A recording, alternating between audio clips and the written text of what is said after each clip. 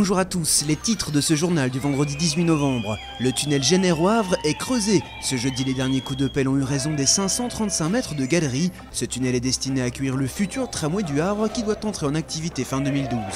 Les azimuts au Muséum d'Histoire Naturelle de Rouen. C'était ce jeudi avec une soirée anti-Quiton. Au programme, un spectacle et la visite du musée, le tout dans le noir. Virbac-Paprec 3 est le bateau vainqueur de la Transat Jacques Vabre 2011 en classe IMOCA. Après 15 jours, 18h54 de mer, Jean-Pierre Dick et Jérémy Bayou sont arrivés ce vendredi matin au Costa Rica.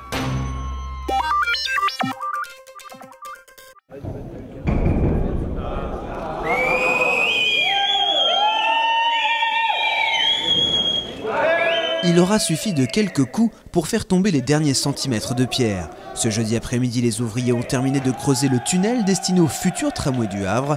Cet ouvrage reliera la ville haute et la ville basse. Ce chantier a mobilisé jusqu'à 70 ouvriers 24 heures sur 24 depuis le 14 janvier dernier.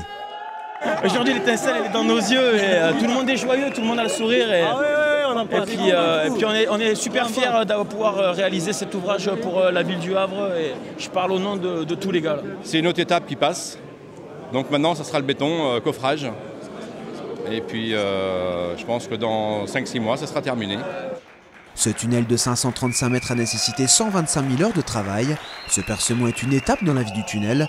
De nombreux aménagements sont encore à effectuer, comme la réalisation de l'éclairage, de la signalisation des voies de secours et bien sûr la pose de la plateforme et des rails. Il y a 3 tunnels Génère désormais, les 2 tubes qui sont consacrés à la voiture et puis un tube qui sera consacré au tramway. Dans chacun de ces tubes, dans chacun de ces tunnels, il y a eu des histoires tragiques. 319 morts à la fin de la Seconde Guerre mondiale dans le tunnel Génère, dans l'ancien tunnel Génère. Et puis un ouvrier qui a trouvé la mort dans un accident pendant la réalisation de ce chantier, qui s'appelait Mohamed Doudi, et je cite son nom parce qu'évidemment, en ce jour de fête et d'inauguration, on pense également à lui. Il y a un collègue à nous qui est mort sur ce chantier, donc chaque fois on pense toujours à son âme, qu'il puisse se reposer en paix. Ce tramway reliera Cocrioville, Pré-Fleury à Grand Hameau et Porte-Océane avec 23 stations et un tracé de 13 km. La mise en route de ce nouveau moyen de transport est prévue pour fin 2012. C'est une première nationale dans un centre commercial. Du 16 au 19 novembre, le centre Saint-Sever de Rouen accueille une opération de sensibilisation sur l'ensemble des handicaps.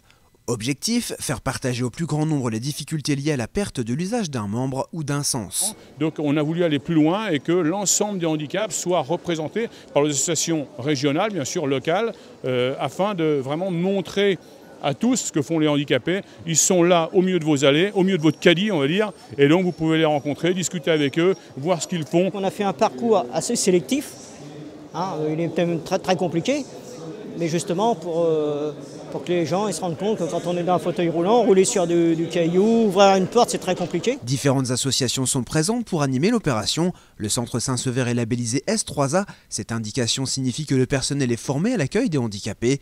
D'ici mai 2012, 15 centres commerciaux dont les Docks 76 à Rouen et les Docks Vauban au Havre seront également labellisés. Découverte du Muséum d'Histoire Naturelle de Rouen la nuit. Dans le cadre de la semaine de l'étudiant, les jeunes ont pu apprécier ce jeudi le spectacle Anti-Quiton. L'occasion pour eux de découvrir un étrange cabinet des curiosités, mais aussi de visiter les collections du muséum à la lampe torche. L'animation au départ a été vraiment très amusante, un peu inquiétante parfois. C'était glauque quand même, non ? Enfin, je veux dire, l'interprétation là-haut, elle était vachement sympathique avec la petite histoire. Ça fait un peu soirée de film d'horreur, un peu. Puis surtout, pour moi, ça faisait super longtemps que je n'étais pas retournée dans un muséum d'histoire naturelle, donc c'est une bonne redécouverte, quoi. Ouais. C'est une bonne sortie conviviale à faire avec ses amis, on s'amuse bien, on voit les différentes choses qu'il y a dans le musée. C'est la première fois que je viens aujourd'hui. Et... Franchement, il y a des animaux empaillés qui sont trop impressionnant à voir comme ça fait plaisir, il y a des animaux que j'avais jamais vus. Et puis voilà, on se balade, on a un peu oublié nos lampes de poche, par contre ça aurait été très utile, mais voilà, pas de soucis sur cette soirée. Après les singeries du jeudi, les azimuts se poursuivent avec ce vendredi soir Zikatatan en concert à la maison de l'université de Mont-Saint-Aignan. Deux tziganes sans répit grattent leur guitare. Dans le cadre du festival Automne en Normandie, la salle L'Éclat de Pont-de-Mer a reçu ce jeudi un spectacle de danse du Norvégien Joe Strømgren. Son nom, Dance Tributes to Ping Pong. Comprenez hommage au ping-pong. Pendant près d'une heure, les danseurs et une marionnette ont donné un spectacle mélange de théâtre et de danse. Cette chorégraphie et scénographie très poétique est une façon pour Joe Strömgren de montrer les liens entre le sport et le théâtre qui, selon lui, résume bien les codes régissant notre société. It's a sport that people often forget. C'est un sport que les gens n'oublient pas. Tout le monde a joué au ping-pong, pas professionnellement, mais à la maison, à l'école, jouer avec un oncle. C'est une bonne métaphore. C'est absurde en soi, une petite balle qui va et vient, qui va et vient. Je pense que ça peut être une métaphore de quelque chose de plus philosophique et de plus gros. Prochaine représentation à 20h30 à Vernon ce samedi à l'espace Philippe-Auguste. C'est une large victoire pour l'équipage du bateau Virbac Paprec 3. Arrivé ce vendredi matin au Costa Rica avec plus de 10 heures d'avance sur Hugo Boss, Jean-Pierre Dick et Jérémy Bayou ont tout donné pendant plus de 15 jours. Arrivés fourbus et barbus dans la nuit de Puerto Limón, ils améliorent de 1 h et 7 minutes le temps de référence de ce parcours, après 15 jours, 18 h et 54 secondes de bagarre. Enfin d'arriver à gagner une grande transatlantique, et en plus en double, qui n'est pas peut-être mon exercice de prédilection, j'en tire une très grande fierté, et d'autant que la pression est un petit peu sur moi, parce que normalement tu vas faire une régate en double avec Jean-Pierre et tu gagnes, quoi. Donc tu veux, il a réussi. C'est un immense moment de bonheur d'être ici et de gagner cette course. On s'y habitue pas, c'est vrai, même si c'est la 3e Jacques Vabre, c'est fantastique. C'est fantastique tout simplement, parce que il y avait un plateau hyper relevé, peut-être la plus relevée en IMOCA qu'il y a jamais eu, et là c'est gagné, c'est une certaine partie de démonstration tout de même qui fait vraiment plaisir. Les deux acolytes ont fait des merveilles sur cette transat qu'ils ont dominée pendant plus de la moitié du parcours. Alex Thompson et Guillermo Altadil sur le bateau Hugo Boss ne déméritent pas et ils sont attendus ce vendredi soir vers 20 h. Le 3e équipage aurait lui touché terre vers 5 h du matin ce samedi 19 novembre. Pour fêter cette arrivée, la rédaction de la chaîne normande vous propose de regarder le film de cette course avec un rétro JT spécial Transat Jacques Vabre 2011.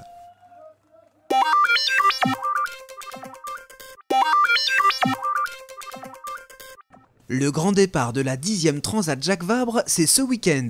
Dimanche midi à 13 h 02, les 36 multicoques et trimarans s'élanceront du port du Havre, direction l'Amérique centrale à Puerto Limón, Costa Rica. Disputée tous les 2 ans, la Transat a consacré quelques grands noms de la voile comme Éric Tabarly ou Loïc Perron. 3 classes participent à la course, 13 monocoques de 18 mètres, 16 de 12 mètres et 7 trimarans. On est devenu avec le temps un événement incontournable, un événement international. Quand on voit le plateau des bateaux qui sont là aujourd'hui, c'est assez exceptionnel, que ce soit la qualité des bateaux, la qualité des skippers. Encore une fois, cet événement au départ et avant tout reste un événement sportif, c'est une aventure humaine. Quand vous traversez l'Atlantique, que vous êtes 2 sur des bateaux, que l'idée c'est d'aller le plus vite possible, c'est, j'imagine, des relations de confiance qui se lient entre les navigateurs qui sont exceptionnelles. Ce dimanche de 10h30 à 11h15, les bateaux quitteront le bassin Paul Vatine. Selon les conditions météo, 2 parcours sont possibles. Soit les concurrents partiront de la ligne de départ pour virer 4000 plus loin, soit ils effectueront un aller-retour entre la ligne de départ, la bouée Général Metzinger et une bouée devant la plage du Havre.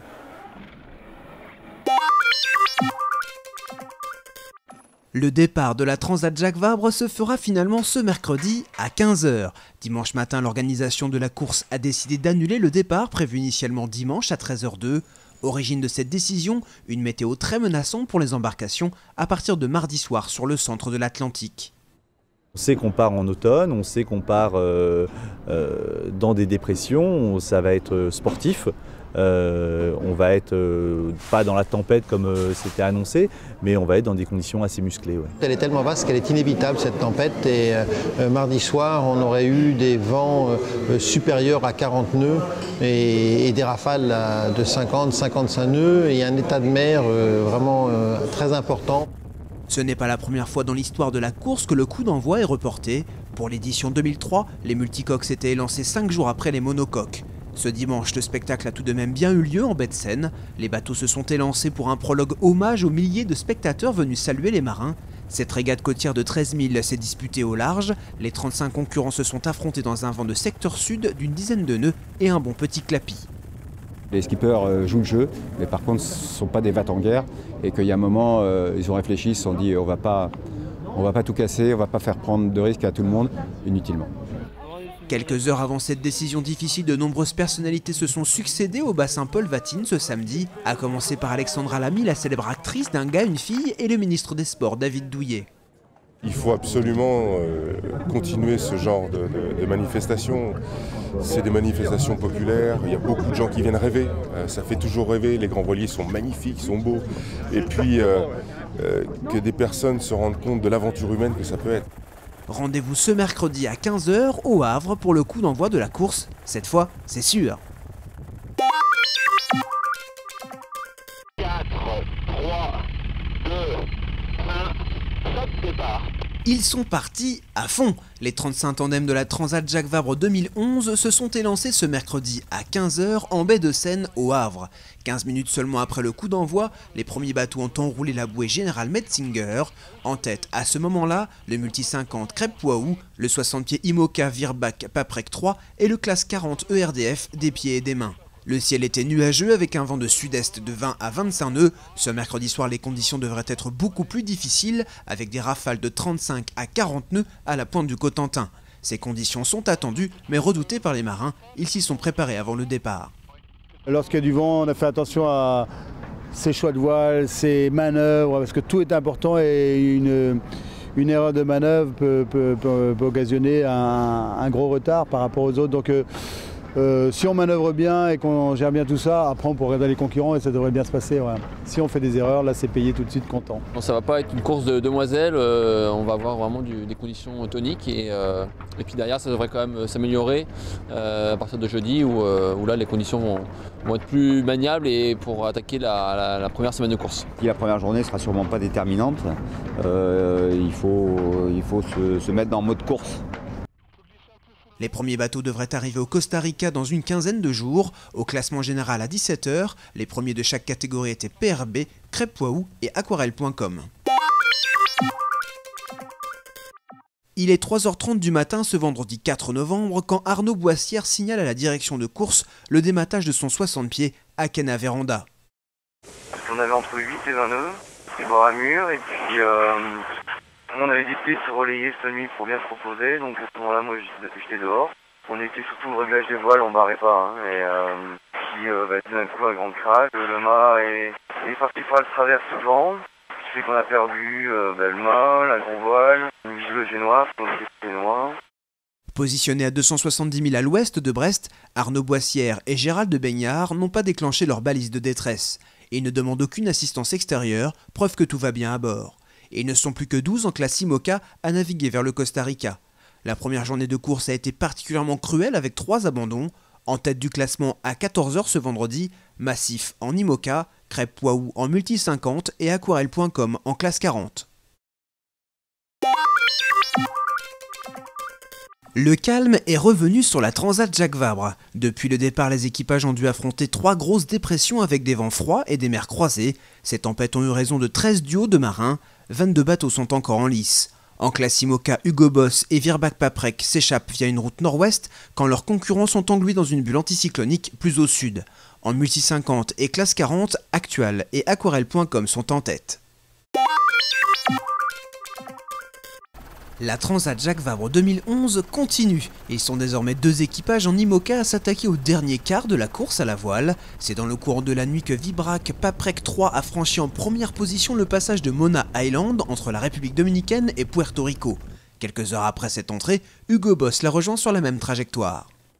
Voilà maintenant effectivement aux Antilles, regardez quel temps fantastique, du bleu partout, des petits cumulus, c'est fabuleux. On sait qu'on pourra se faire un petit peu rattraper sur l'arrivée parce que les conditions ne seront pas faciles, donc on essaie de prendre le maximum d'avance et on n'a aucune intention de se laisser passer par nos adversaires, donc on est vraiment à fond. Ce mardi à 14 h, Actual est en tête en Multi 50 et Aquarelle.com garde son avance en classe 40.